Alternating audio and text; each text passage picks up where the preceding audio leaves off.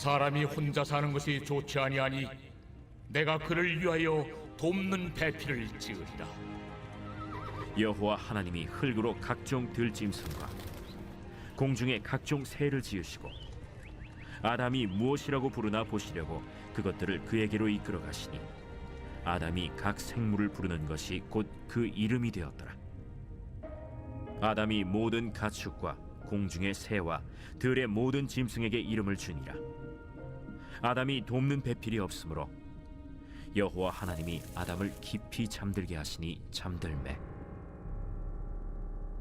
그가 그 갈빗대 하나를 취하고 살로 대신 채우시고 여호와 하나님이 아담에게서 취하신 그 갈빗대로 여자를 만드시고 그를 아담에게로 이끌어오시니 아담이 이르되 이는 내 뼈 중에 뼈요 살 중에 살이라. 이것을 남자에게서 취하였은즉 여자라 부르리라. 이러므로 남자가 부모를 떠나 그의 아내와 합하여 둘이 한 몸을 이룰지로다. 아담과 그의 아내 두 사람이 벌거벗었으나 부끄러워하지 아니하니라.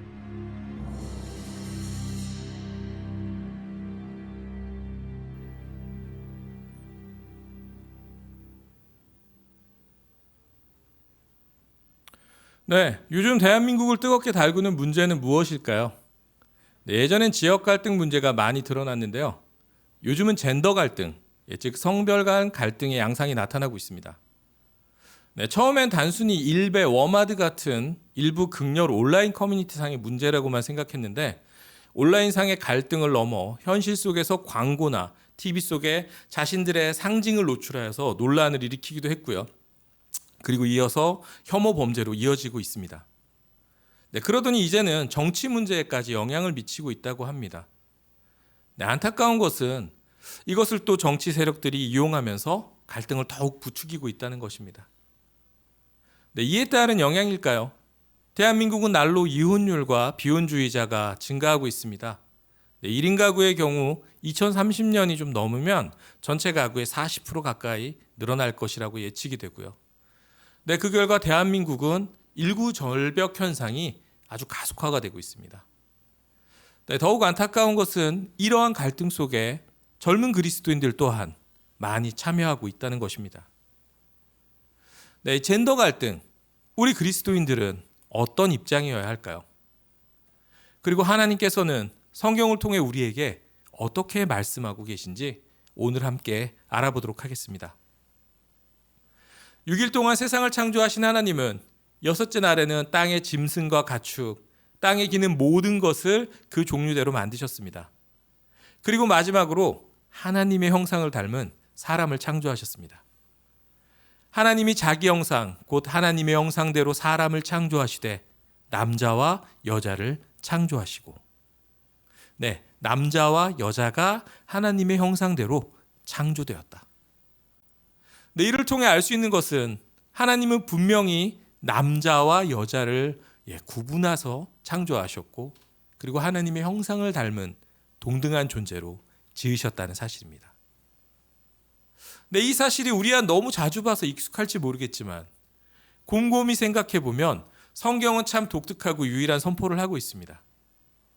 왜냐하면 고대 사회에서 신의 형상을 닮은 존재는 오직 왕들뿐이었습니다. 네, 고대 국가의 신화의 시작은 신의 아들인 왕들이 나라를 세우고 그리고 통치권을 가지죠. 네, 그렇기 때문에 그들의 통치는 정당성을 가지고 있는 거죠. 신의 아들이니까요. 네, 그런데 성경은 독특하게도 남자와 여자가 하나님의 형상대로 창조되었다라고 기록되어 있습니다. 네, 그러니까 하나님이 사람을 하나님의 형상대로 지으셨다는 말씀은요, 사람을 왕 같은 존재로 지으셨다라는 뜻이기도 합니다. 근데 실제로 창세기 1장 26절 28절을 보면요, 다스리다라는 단어가 계속해서 반복되고 있습니다. 즉 하나님이 만드신 사람은 하나님의 대리자로서 하나님이 만드신 온 만물을 다스리도록 창조된 것입니다. 그런데 이 왕의 사명이 한 나라를 다스리는 왕이 아니라 모든 사람, 곧 남자와 여자에게 모두 있다는 사실은 당시로는 매우 충격적인 선언이었을 것입니다. 네, 왜냐하면 고대 사회는 남자가 주도권을 쥐고 있는 사회였고요. 여자의 지위는 죄송한 얘기지만 사람과 동물의 중간 그 어디쯤이었으니까요. 네, 그러나 성경은 하나님이 우리를 그분의 형상을 따라 남자와 여자로 각각 지으셨고 남자와 여자는 왕 같은 존재로서 동일한 사명을 가지고 있다고 기록하고 있습니다. 네, 우리는 이 사실을 꼭 기억해야 합니다. 하나님은 사람에게 왕 같은 존재로서 온 만물을 다스리라는 명령을 내리신 후 그리고 첫 번째 사역을 맡기시는데요. 네, 바로 흙으로 각종 짐승을 만드시고요. 그들을 아담에게 데려와 그들의 이름을 짓도록 맡기신 것입니다. 하나님은 그리고 아담이 어떻게 이름을 짓는지 보고 동시에 이들 중에서 아담이 자신을 도울 자를 찾게 하십니다. 하지만 안타깝게도 이 동물들 중에서 아담은 자신을 도울 자를 찾지 못하죠. 하나님은 창조 과정에서요, 그분이 창조하신 모든 것이 좋다라고 말씀하셨습니다. 네, 그런데 좋지 않다라고 하신 것이 딱 하나 있는데요. 바로 사람이 혼자 있는 것이었습니다. 네, 여기서 좋지 않다는 말은요, 단순히 별로다 또는 안쓰럽다, 마음에 안 든다 이 정도의 의미가 아니고요. 좋다라는 의미의 히브리어는 토브인데요. 이 토브는 선함 그리고 기쁨이라는 의미를 가지고 있습니다. 때문에 좋지 않다는 것은요, 악하다, 슬프다라는 의미를 가지고 있습니다. 네, 이것은 사람이 홀로 살아가는 것은 하나님이 뜻하신 바가 아니고 하나님은 사람을 홀로 살아가는 존재로 만드시지 않았다는 말씀입니다. 또한 하나님께서 하와의 창조를 매우 중요하게 여기고 있음을 보여주는 대목이죠. 그래서 하나님은 남자를 위하여 돕는 배필을 짓겠다고 하십니다. 그래서 하나님의 의지는 곧 실행에 옮겨집니다. 하나님은 남자를 잠들게 하시고 그의 갈빗대를 하나 꺼내어서 여자를 창조하십니다. 그런데 하나님이 하와를 만든 방법이 좀 특이하죠. 아담을 포함한 다른 생명체들은 모두 흙으로 만들었는데 하와는 아담의 갈빗뼈를 취하여 만드셨습니다. 그렇다면 왜 하나님은 아담의 갈빗뼈로 하와를 만들었을까요? 네, 이것은 여자가 남자의 소유라는 근거일까요? 사실 이 구절 때문에 오랜 기간 남자들은 여자를 남자의 소유물로 보거나 좀 하등한 존재로 여기곤 했습니다. 네, 하지만 이 구절은 그런 의미로 바라보아서는 안 되고요. 관계성에 주목해야 합니다. 네, 아담은 흙으로 만들어졌습니다. 아담이라는 이름 자체가 흙과 관계가 있는 이름이에요. 그렇다고 해서 아담을 흙의 소유물로 보거나 흙보다 하등한 존재로 보는 건 아니지 않습니까? 네, 마찬가지로 하와를 아담의 갈빗뼈로 만든 것은요, 아담과 하와는 하나의 몸에서 파생된 관계, 즉 깊은 관계이자 떨어져 있지만 연결된, 연합된 관계라는 사실을 의미합니다. 네, 그래서 이렇게 만드신 여자를 남자에게 이끌어 오셨을 때 아담이 이는 내 뼈 중에 뼈요, 살 중에 살이라 라고 말하죠. 근데 이 고백은 우리가 그동안 해석한 것처럼 넌 내 거야, 그게 아니라 우리는 하나야 라는 고백으로 이해를 해야 합니다. 또한 우리는 하나님이 하와를 만드신 장면에서 홀로 있는 아담을 돕는 배필을 지으리라 말씀하신 것에 주목해야 합니다. 네, 한글 성경의 배필이란 말은요, 일반적으로 배우자를 의미하죠. 네, 하지만 원어를 살펴보면 배우자의 의미로 사용되지 않고요, 돕는 자라는 표현이 사용되었습니다. 네, 돕는 자라는 열등한 위치를 말하지 않습니다. 이 돕는 자라는 말은요, 하나님이 자기 백성을 돕는 것을 말할 때도 똑같은 단어가 사용되었습니다. 그러니까 남자에게 있어서 돕는 배필인 여자는 남자가 갖지 못한 다름을 가지고 남자를 돕는 존재라는 것을 의미합니다. 동시에 여자에게 있어서 돕는 배필인 남자는요, 여자가 갖지 못한 다름을 가지고 여자를 돕는 존재를 말하는 거죠. 즉 하나님이 돕는 배필로 여자를 지으셨을 때 그것은 여자만 남자를 도우라는 뜻이 아니라 남자와 여자가 서로 돕는 존재로 지어졌다는 것을 말씀하고 계신 것입니다. 네, 여러분, 하나님은 사람을 남자와 여자로 만드셨습니다. 네, 그것이 하나님의 창조 질서입니다. 하나님이 남자와 여자를 다르게 만드신 것은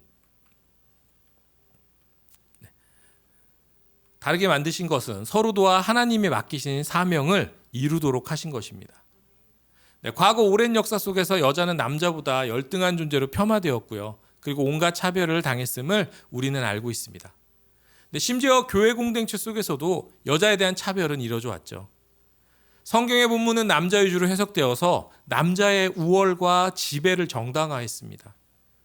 그리고 여전히 우리가 사는 사회에는 숨겨진 차별이 많이 존재를 합니다. 일부 교단은 여자에게 여전히 목사 안수를 주지 않습니다. 장로 역시 대부분 남자로 선출하죠.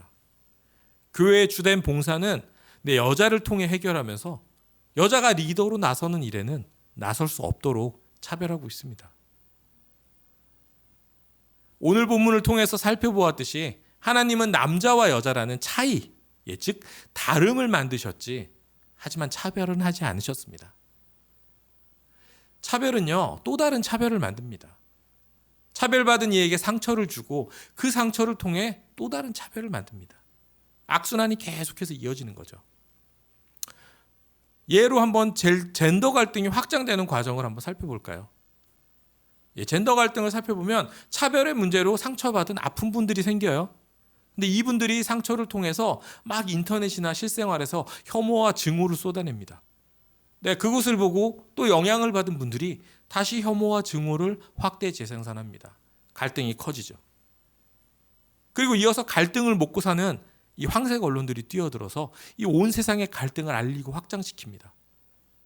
왜냐하면 이들에겐 갈등이 조회수, 즉 돈이 되거든요. 그리고 그 다음에는 정치 세력들이 끼어들죠. 그들은 자신들의 정치적 입장에 유리한 쪽을 선택해서 더욱 갈등을 부추깁니다. 국민의 더 나은 삶을 위해서 노력해야 하는 정치인들이 오히려 국민들에게 편견을 심어주고 그 편견을 이용해서 자신들의 기득권을 지키는 데 사용하는 겁니다. 이들은 80년대부터 2010년대까지는 지역 갈등을 조장했었고요. 지역 갈등의 불씨가 꺼져가자 이제는 삶의 문제로 힘들어하는 청년들을 이용해서 젠더 갈등을 이용하고 있습니다. 그리고 더 중요한 사실은요, 이 모든 소란의 너머에 사탄이 있다는 것입니다. 차이를 인정하지 않고 차별하게 만들고 갈등을 부추기면서 우리가 하나 되지 못하게 만듭니다.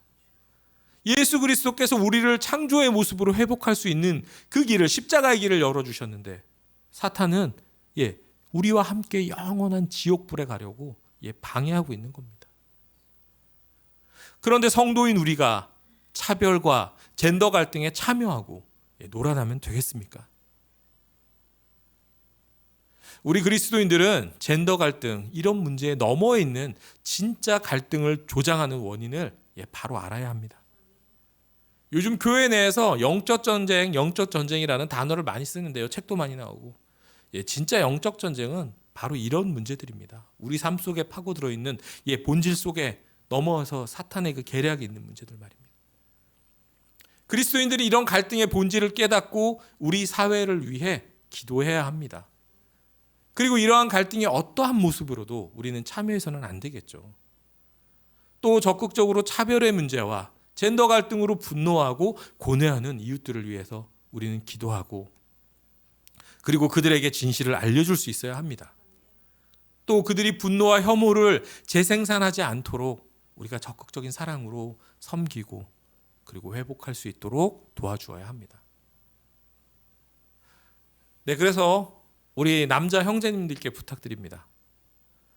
그동안 여자분들은 많은 차별을 받으며 살아왔습니다. 특히 한국 사회는 유교적인 영향으로 여러분 역시 스스로 인지하지 못할 정도로 가부장적인 사고방식에 젖어 있죠. 그 결과 우리의 어머니, 누나, 여동생, 아내, 여자 동료들에게 나도 모르게 차별을 해왔거나 아니면 그 차별을 눈감아왔거나 그랬을 가능성이 대단히 많습니다. 우리 그 점을 인정하고요. 우리 주변의 여자분들을 주님의 귀한 자녀로 존중하고 대하시기를 부탁드립니다. 이러한 문제를 해결하는 과정에서요, 여자분들께 너무 특권이 가는 것처럼 보이고 또 얄밉게 그것을 이용하는 세력들이 있는 것도 사실입니다. 하지만 우리 한번 예를 들어볼까요? 우리가 다친 사람, 아픈 사람은 특별히 더 보호하고 쉬게 해주잖아요. 좋은 것을 먹이잖아요. 네, 이 과정이 바로잡아가는 과정임을 깨닫고요. 주님의 사랑으로 바라보시기를 부탁드립니다. 네, 그리고 여자분들께 부탁드립니다. 네, 오래 기간 여자분들이 차별을 받으면서 많은 고통을 받은 것 남자로서 죄송하게 생각합니다. 하지만 이를 분노와 혐오와 그리고 또 다른 이에게 상처를 주는 것으로 해결해서는 안 됩니다. 네, 분노와 혐오는 또 다른 차별을 낳을 뿐입니다. 그리스도인으로서 주님의 사랑으로 모든 일을 결정하고 행동하시길 바랍니다. 그리고 특히 젊은 청년분들께 부탁드리고 싶은 거는요. 특히 가정을 이루는 일에 포기하지 않으시기를 부탁드립니다. 네, 오늘 말씀을 통해서 우리에게 주신 메시지, 서로 도우며 세상을 다스리라는 하나님의 명령을 기억하시기를 부탁드립니다. 네, 오늘 말씀을 통해서 우리는 남자와 여자에 대한 하나님의 의도와 목적을 분명히 배웠습니다. 네, 복음 안에선 어떠한 차별과 특권도 없음을 기억해야 합니다. 네, 우리 사회에 여전히 존재하는 성차별과 그리고 왜곡된 성에 대한 인식 그리고 젠더 갈등을 한 번에 바꿀 수는 없겠죠. 하지만 우리가 있는 곳에서 작지만 의미 있는 변화가 계속 일어나도록 해야 할 것입니다. 하나님이 남자와 여자를 창조하신 이 목적을 여러분의 삶에서 이루어내기를 바랍니다. 남자와 여자로서 서로 도우며 돌보며 그리고 채우면서 살아가기를 우리 예수님의 이름으로 축복합니다.